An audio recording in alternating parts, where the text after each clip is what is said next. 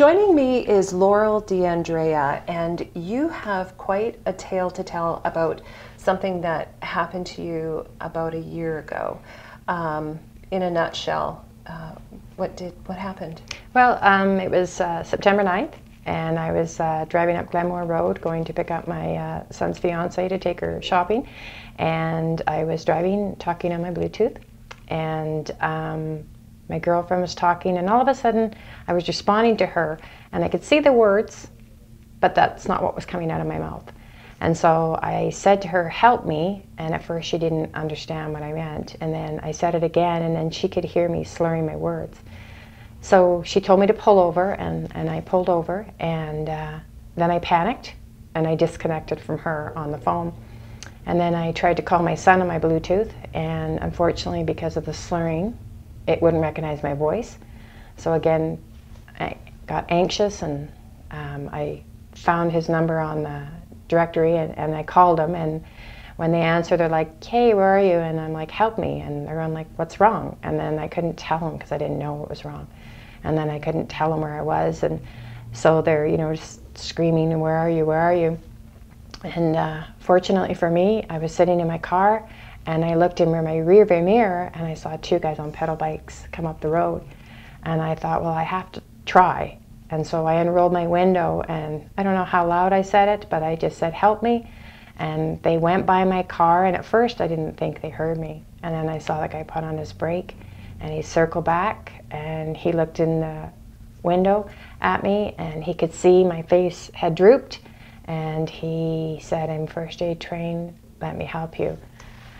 So it was, I still didn't really understand what was happening to me, and he said to his partner to, call an ambulance.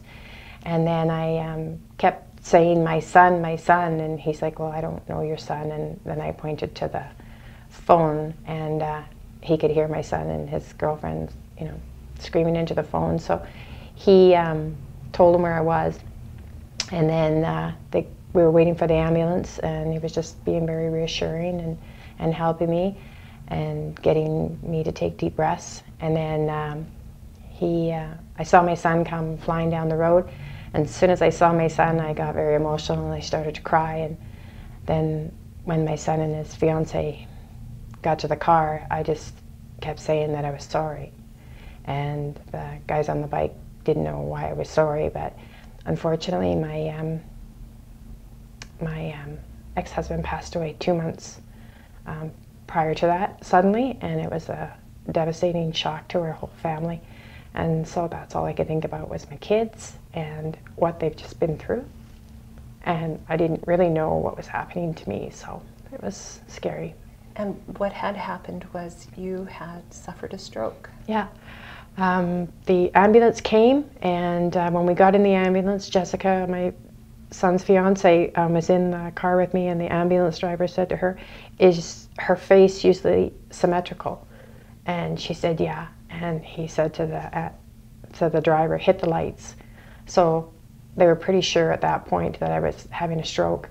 And I got to the hospital, and it was just incredible, the quickness that happened from that point, because it was right into the cardiac, and they did a CAT scan. And then once they had the CAT scan done, then they brought me back in, and they told Jessica that they did a CAT scan because they're checking for a brain bleed. And if they don't see a brain bleed, then they can administer the TPA drug. And so they said that they didn't see the brain bleed. This was the course that they wanted to take, and she said, "Do it." And so I got the TPA drug, and all of that happened probably within about 25 minutes. So it was just really incredible how quickly and efficient they were. And to have a stroke and then find out that's what had happened to you, I can't imagine the shock, just the shock. Well, I was 53 when I had the stroke. And so I guess there was signs or symptoms prior to that I wasn't necessarily listening to. I was working too much. I was suffering from headaches, and I don't get headaches. I had blurred vision, but I just thought the blurred vision was because I was working on spreadsheets and because I was working too much. I did go and get my eyes tested, and at that point they said that my eyesight hadn't changed from the previous year, and so I didn't need a new prescription. So I didn't think, well, I should go to the doctor and check this out. I was very emotional and suffering from a bit of frustration, but we had just suffered this tragedy 2 months prior. So again, I was making excuses on why all this stuff was happening in my life. It was just, I was going through a lot of stress, but I didn't really pay attention to, that this could be a stroke.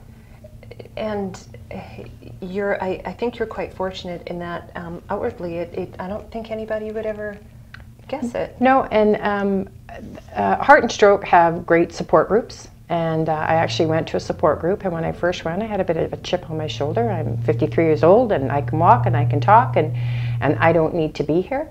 But let me tell you, those support groups are really good, not only for people who have suffered a stroke, but also for their partners and their family. The problems that I have now post-stroke is I have a little bit of hearing loss in my left ear. I went through the crying stage, where you have absolutely no control with crying. Like, a leaf would blow and I would cry. And I couldn't, people would say, why are you crying? And I couldn't tell them, because that was just part of it. And so that was difficult. And then cognitive. Like, I'm a very good multitasker, and that's coming back, but it's slow. And I've always loved events, and I host a lot of events for work and stuff like that, and being around big crowds has always been something that I've been very passionate about and love doing, and now is very hard for me. I wonder what you'd say now to someone who might be watching this thinking, oh, I might be symptomatic as well. What would you say to that person? You know what, I would just say, make notes and be aware of things that are happening around you. And if you notice that maybe you've had a little bit of a stutter, or some people too that are going through mini seizures with strokes and stuff, they stutter or they invert words. So, that's another thing to kind of watch for. And, if you are very emotional all of a sudden, and you normally haven't been, if you are suffering for headaches and there's no apparent reason, that, just go and get checked. And baby aspirin, carry it with you always. I take it now on a regular basis.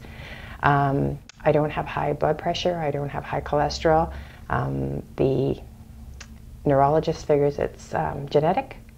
And know your family history. I'm the youngest of 6, and I did not know that my mom had a heart attack at 45. And so knowing that kind of information is also very important to people. Now let's talk about those 2 that were on the bikes that pulled over and gave you a hand. You've never met them. You have no idea who they are. No. When I first had the stroke, I was in denial and wasn't really sure what was really happening, and overwhelmed, obviously. And I tried to pretend nothing had happened, and I just kept working. And probably that wasn't the smartest thing. I should have given myself some time. So I did call the non-emergency RCMP and say, I just would like to thank these guys in some way, shape, or form. And if they could possibly pass my information on to them, I'd be grateful. And they said that they couldn't do it because, they're overwhelmed with all the calls they get, and I totally understand that. So I thought about going out on social media in the beginning, but again, I was just so overwhelmed with what was happening, and I couldn't deal with a lot of people. And I come from a large family, and I have a lot of great, amazing friends. And it was just enough to answer to those people, because again, it was overwhelming trying to have conversations with people. And I'm not a really good sick person. Now it sounds silly because I don't think anybody is, but I like to be alone, and I don't like a lot of people around. And so again, just having too many people around, really, because I had really, really bad headaches after the stroke. And so it was just too much, and just exhaustion and stuff. I'm gonna hope that they're watching, that they see this. And would you like to be connected with them? Would you like to meet them? And you know, that's why I approach Kelowna now, is, you know, you guys always do really good positive stories, and I really appreciate that about you guys.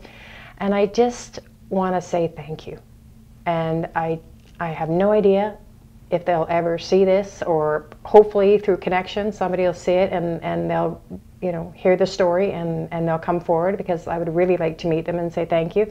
And again, I just wanted to do this also as an awareness, not for me personally, but just for other people, especially women, because we do present differently. And some people they ignore. Like, there was one lady who came into the hospital after me, and it was probably a couple, 3 hours, and she was paralyzed, and it was just so sad.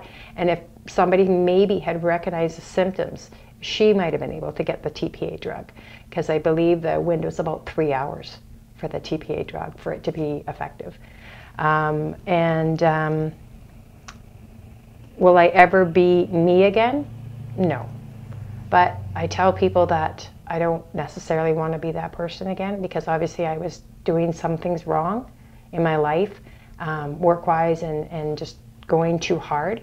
So I'm a type A personality, and I like to take charge, and I like to do good things, but I just have to take a little bit of a step back and maybe be an A- type personality now, and just try to just do a little bit less, and I can still do good things. Well, Laurel, I think you've given us some incredible information, and hopefully those fellows are watching, and you can meet them, and thank you. Yes, thank you so much, and I really appreciate you guys doing this for me. It means a lot. And thank you for joining us. Thank you. And thank you for watching Kelowna Now.